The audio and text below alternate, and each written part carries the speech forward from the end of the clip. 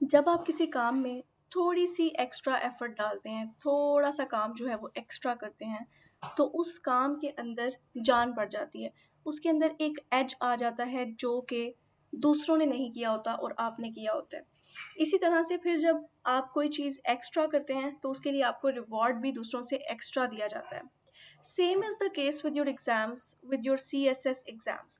आप कोई क्वेश्चन कर रहे हैं, कोई ऐसे अटेम्प्ट कर रहे हैं, उसमें आपने वो काम करना है जो दूसरों ने ना किया हो। आपने अपना एज पैदा करना है और वो जो एज होता है वो कैसे आता है? वो आता है through reading and through practising. अभी जैसे मिसाल के तौर पे ये जो टॉपिक मेरे सामने है, it is US sabre rattling. अब सेबर रैटलिंग ये एक ऐसा लफ्ज़ है जो आज से पहले ना आपने कभी सुना है, ठीक है? और ना ही कभी इस्तेमाल किया गया होगा।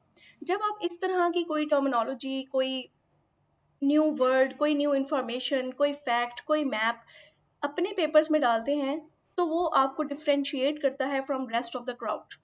तो आज का जो टॉपिक है वो भी इसी तरह से खूबसूरत सा एक टर्मिनोलॉजी के साथ जो इसका आगाज़ हो रहा है। देखते हैं जी इसके अंदर क्या बात की गई है। अच्छा, सबसे पहले जो बात समझने की है वो ये है कि सैबर रैटलिंग क्या होती है? सैबर रैटलिंग कहते हैं जी शो ऑफ मिलिट्री पावर। अब जैसे आपको पता है कि कुछ भी हो जाए दुनिया के अंदर, यूएस जो है वो सर-ए-फ़हरिस्त होता है किसी भी मामले के अंदर। तो इस टॉपिक का नाम भी यही है कि यूएस की जो साइबर रैटलिंग है, उसकी वजह से पूरी दुनिया के ऊपर क्या असरात जो हैं वो मुरतब हो रहे हैं। इसी तरह की बात जो है वो इस आर्टिकल के अंदर की गई है। चलिए इसको जो है ना वो हम रीड आउट करते हैं। American cyber rattling is unlikely to bring calm to Middle East that is ready to explode। अब वो कहते हैं इस बात का मकसद ये है कि अमेरिकन की जो साइबर रैटलिंग है, यानी कि जो मिलिट्री शो ऑफ है मिडल ईस्ट के अंदर, उसकी वजह से जो काम है, यानी कि जो सुकून है वो नहीं आ सकता। ठीक है, अब मिडल ईस्ट का आपको पता है कि ये हमारे पास इलाका है, एक एरिया है जिसके अंदर आपके तमाम ज़्यादातर इस्लामिक कंट्रीज़ जो हैं वो आ जाते हैं। सऊदी अरेबिया हो गया, यूएई हो गया, यमन, सीरिया, इराक, इसराइल, फ़लस्तीन, ठीक है, ये सारे कंट्रीज़ आ जाते हैं। अब मैं आपको थोड़ा-सा आपको ड्रॉ करके भी बता देती हूँ ताकि आप लोगों को आइडिया हो जाए कि ये पाकिस्तान है, यहाँ पे इंडिया है, ठीक है, यहाँ पे ईरान है, ये अफ़गानिस्तान है। अच्छा, उसके बाद ईरान से आगे इराक आ जाता है और ये जो सारा खिता है, ये सारा मिडल ईस्ट का आ जाता है, जिसमें आपको पता है कि यूएई है, ठीक है, सऊदी अरेबिया है, फिर उसके बाद ये छोटे-छोटे सीरिया, यमन वगैरह-वगैरह, ये सारे। इसी तरह से यहाँ पे फिर आपके पास फ़लस्तीन और इसराइल वगैरह का जो कॉन्फ्लिक्ट है वो है। तो वो कह रही हैं कि यूएस की इस साइबर रैटलिंग की वजह से मिडल ईस्ट के अंदर सुकून नहीं आ सकता। This is the basic argument, basic crux of this article. If anything, Washington decides to add more troops, ships, and aircrafts to volatile region will further escalate matters while encouraging Israel to continue on its path of rapid destruction।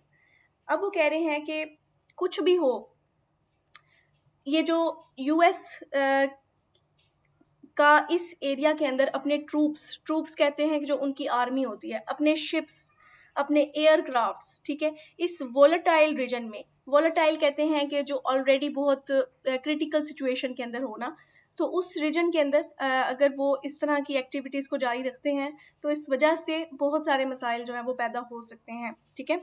According to Pentagon media releases, the US military is routing men and equipment to Middle East and stands ready to deploy forces at short notice. The underlying motive for this display of military muscle, as highlighted in a telephone call between US Defense Secretary and his Israeli counterpart, remains American commitment to defense of Israel। अच्छा, यहाँ वो ये बात कर रहे हैं कि pentagon जो है ये अमेरिकन इंस्टीट्यूट है, इदारा है। अब इसके मुताबिक, ठीक है, इनकी रिपोर्ट के मुताबिक वो कहते हैं कि US military is routing man and equipment to Middle East, ठीक है। कह रहे हैं कि यूएस जो है वो अपने आदमी, ठीक है, यानी अपने जो ट्रूप्स हैं और अपना इक्विपमेंट है यानी असलहा है, उसको मिडल ईस्ट में डिप्लॉय कर रहा है। अब ये जो काम यूएस कर रहा है, ये बेसिकली क्यों कर रहा है? In order to defend Israel, ठीक है। अच्छा, अगर आपको नहीं पता तो इसराइल को सपोर्ट करने के लिए ना अमेरिकन्स की पूरी पूरी एक जमातें वहाँ पर बनी हुई हैं, ठीक है, ऑर्गेनाइजेशंस बनी हुई हैं जो कि सिर्फ इसराइल के स्टांस को जो है वो सपोर्ट करती हैं। और ये कोई ऐसा नहीं है, कोई हवाई बात नहीं है, ये प्रॉपर यानी कि ऑर्गेनाइजेशंस हैं। अब इस अमेरिका की फुल सपोर्ट है इसराइल को, आपको इस बात का पता है, आपने सुना भी होगा। और ये बात सच है क्योंकि उनके एक तो उनके साथ जो है वो रिलीजियस यानी कि टाइज भी हैं, ठीक है, रिलीजियस टाइज भी हैं। आपको पता है ये क्रिश्चियनिटी और ये जो है यहूदी, इन लोगों का आपस में एक रिलीजियस कनेक्शन भी है, ठीक है। दूसरा फिर यहाँ पे क्या वजह है कि कुछ उनके पॉलिटिकल ताल्लुकात हैं, कुछ इकोनॉमिक हैं। तो इन सब को मद्देनज़र रखते हुए अमेरिकन अमेरिकन्स जो है वो सपोर्ट करते हैं इसराइल के स्टांस को। इनफैक्ट वहाँ पर एक प्रॉपर इदारा है, ठीक है, जो कि उन पॉलिटिशियंस को ग्रांट देता है और सपोर्ट देता है और वोट्स यानी कि लेकर देता है, जो कि इसराइल के जो स्टांस है उसके साथ शामिल रहते हैं। और ये कोई यानी कि किताबी बात नहीं है। The fact is that while Biden administration continues to put on geopolitical pantomime of pushing for ceasefire in Gaza and Lebanon, these fascistic efforts are nullified by America's steadfast military and financial support of Israel as the latter goes on rampage across the region. अब वो ये बात कर रहे हैं कि बेशक Biden administration जो है ना वो वैसे तो खाली खुली कह देते हैं कि सीज फायर जो है ना वो होना चाहिए, गजा के अंदर कर दें सीज फायर, लेकिन वो कह रहे हैं कि उनकी जो एक्शंस है ना वो उनके वर्ड्स को सपोर्ट नहीं करता, ठीक है। और इसकी वजह ये है कि वो जो फाइनेंशियल सपोर्ट, ठीक है, और मिलिट्री सपोर्ट जो है वो इसराइल को दे रहे हैं, वो बिल्कुल इससे उलट काम जो है ना वो हो रहा है। A Democratic senator has started on record that Israel used Americans' bunker buster bombs used in assassination of Hezbollah chief Hassan Nasrallah. अच्छा, अब ये देखें, अब वो कह रही हैं कि ये जो बॉम्ब्स इस्तेमाल किए गए हैं ना, जो हिजबुल्ला के लीडर है ना हसन नसरुल्लाह, उनको जब असैसिनेट किया गया, असैसिनेट होता है ख़त्म करना, मार देना, उनको जब ख़त्म किया गया है तो उस वक्त क्या है कि अमेरिकन जो बॉम्ब्स है ना उनका इस्तेमाल किया गया, बंकर बस्टर्स, ठीक है, वो स्पीशी है, उसकी स्पीशी तो नहीं, खैर स्पीशी तो बायोलॉजी के अंदर यूज़ होता है, यानी कि टाइप कह लें ना, कि जैसे हम ये फ़ोन्स यूज़ करते हैं, इसके अंदर टाइप्स होती है ना, कोई ओप्पो है, ठीक है, कोई आईफोन है, और इस तरह से। Instead of genuinely working to bring down tensions in the region, the US is fanning the flames with its open support of Israel and plans to enhance its military posture in Middle East. अब वो कहने के बजाय इसके कि US जो है वो टेंशंस को रिड्यूस करे, कम करे रीजन के अंदर, वो क्या कर रहे हैं कि वो शोलों को हवा दे रहे हैं, फैनिंग द फ्लेम्स। और जिससे क्या हो रहा है कि जो मिडल ईस्ट के हालात हैं वो मज़ीद जो है वो तनाव का शिकार हो रहे हैं। However, ताहम, अच्छा ये देखिएगा, however के बाद कॉमा का यूज़ जो है ना किया जाता है, ठीक है। ये जो है इट्स अ रूल, इसको जो है आपने हमेशा लगाना होता है, ठीक है। However, अगर however का आप इस्तेमाल जुमले के स्टार्ट में कर रहे हैं तो past American military adventures beyond US borders have only sown destruction across large swaths of globe, particularly in the Muslim world. अच्छा, अब वो कह रहे हैं कि अगर हम अमेरिका के माजी की बात करें तो ये जो इन्होंने मिलिट्री एडवेंचर्स किए हैं ना, इन्होंने तबाही ही लेकर आई है जिस भी रीजन में ये लोग गए हैं। जैसे अफगानिस्तान का तो आपको पता है, 9/11 के बाद वॉर ऑन टेरर में जब ये लोग अफगानिस्तान में थे तो अच्छी खासी तबाही का सामना करना पड़ा। ना सिर्फ अफगानिस्तान के अंदर केओस था, बल्कि पाकिस्तान ने भी बहुत बड़ी प्राइस पे की है ये वॉर ऑन टेरर में आने की। 80,000 प्लस हमारी जो लाइव्स है ना वो सेक्रीफाइस हुई हैं ये अटैक्स में, टेररिस्ट अटैक्स के अंदर। अच्छा, अब वो कहते हैं कि Afghanistan, Iraq, Libya, Syria, Yemen and amongst the states which have suffered immensely due to direct and indirect projection of American imperial might.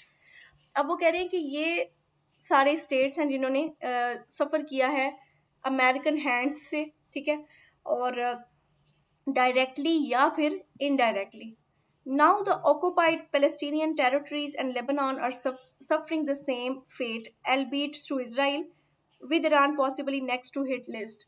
अब वो कह रहे हैं कि अभी आपको पता होगा कि अक्टूबर 7 2023 के अंदर जो है ना वो पहला अटैक किया था इसराइल ने फ़लस्तीन पर, गज़ा पर।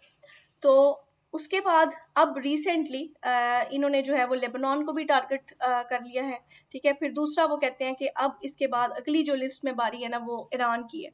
तो ईरान की बारी आई तो वो चीज़ अच्छी नहीं होगी, बिकॉज ईरान का आपको पता होगा कि न्यूक्लियर वाला केस जो है ना वो चल रहा है। तो in case if they have nuclear weapons, तो मसला जो है ना वो कुछ और ही तरह का बन सकता है। अच्छा, if America is serious about preventing a wider regional war, it should reconsider its military deployment plans. It is not the global policeman, and its defense of Israel talk is getting tiresome, especially as the Zionist state slaughters innocent people in Lebanon and Gaza. वो कह रहे हैं कि American जो है ना उनको एक बात समझनी चाहिए कि वो कोई ग्लोबल पुलिसमैन नहीं है, ठीक है। कि जब दिल चाहा, जहाँ दिल चाहा, जहाँ जाके वहाँ पे अपनी जानबदारी दिखाई, ठीक है। You are not the global policeman. तो इसलिए क्या है अपनी सपोर्ट इस ज़ायनिस्ट स्टेट के लिए जो है इनको रोक देनी चाहिए, क्योंकि अभी ये मासूम लोगों का स्लॉटर कर रहे हैं, ठीक है, उनको ज़िबा कर रहे हैं, और अब जो है वो लेबनान की तरफ इनका रुख जो है वो हो गया।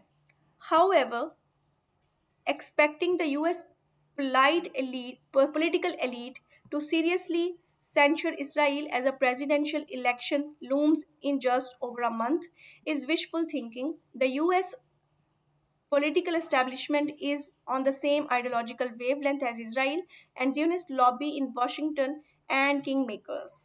अच्छा, यहाँ पर अब एक पॉइंट टू नोट है, क्या है कि यूएस के जो इलेक्शंस हैं वो आने वाले हैं 5 नवंबर 2024 को जो है ना वो इनका इलेक्शन होना है।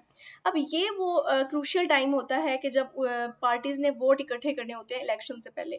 तो वो कह रहे हैं कि वो किसी तरह की भी बदमज़गी नहीं चाहते। इसके अलावा ये है कि कोई भी पॉलिटिकल पार्टी आ जाए अमेरिका में इन पावर, जो उनका इज़राइल का स्टांस है ना वो एक ही रहेगा, ठीक है। अब ये देखें, ये यहाँ पे इन्होंने बात भी की है कि ज़ियोनिस्ट लॉबी इन वॉशिंगटन, ठीक है। ये जैसे मैंने आपको बताया कि पूरी एक उनकी जमात है, एक इदारा है जो काम कर रहा है इस ज़ियोनिस्ट पॉलिसी को, ज़ियोनिस्ट उनकी आइडियोलॉजी है इसराइल की, उसको सपोर्ट करने में, ठीक है। None of the two major American parties will dare offend Tel Aviv at this time, even if it means sacrificing US troops for Israel's genocidal wars. कह रहे हैं कि अमेरिकन की दोनों जो बड़ी पार्टीज है ना, ठीक है, कोई भी उसमें इस वक्त डेयर नहीं ले सकता कि वो टेल अवीव को चैलेंज करे, ठीक है, या उनको नाराज करे। Tel Aviv is the capital of Israel, ठीक है। तो उसको एज अ पॉलिटिकल जार्गन यानी कि उसको यूज़ किया जाता है। जैसे आप अगर आप पाकिस्तान की बात करेंगे तो आप इस्लामाबाद का नाम ले देंगे, ठीक है। इंडिया की बात करेंगे तो दिल्ली का आप कर देंगे। तो ये जो है कि एक जार्गन होता है ये पॉलिटिकली कि आप कैपिटल्स का जो नाम है ना वो लेते हैं। चलें, होपफुली आपको जो है ना इस आर्टिकल की समझ आ गई होगी। अगर ऐसा है then do let me know in the comment section down below. I react to every single comment, ठीक है। सब्सक्राइब कर दें चैनल को, क्योंकि 40% आर द पीपल अभी भी हैं ऐसे जिन्होंने मेरे चैनल को सब्सक्राइब नहीं किया। So if you are one of them then do subscribe. I will see you in the next video इंशाल्लाह। Till then take care. अल्लाह हाफिज़।